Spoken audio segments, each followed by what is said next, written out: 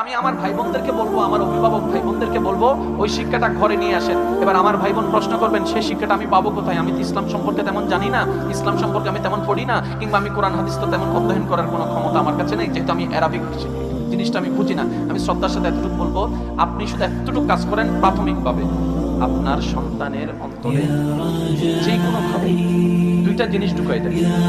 একটা হচ্ছে রবের প্রতি অটুট বিশ্বাস, দ্বিতীয় নম্বর হচ্ছে নবী রাহমাতুল লিল আলামিনের প্রতি অটুট প্রেম। বাস, আপনি দুইটা জিনিস। এবার আমার ভাই বোন প্রশ্ন করবে এটা আমি ঢুকাবো কিভাবে?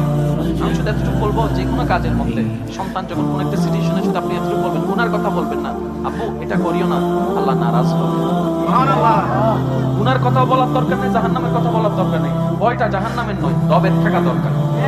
আব্বু এই কাজটা করিও না, আল্লাহ নারাজ হবে। আব্বু এই কাজটা করো, আল্লাহ খুশি হবে।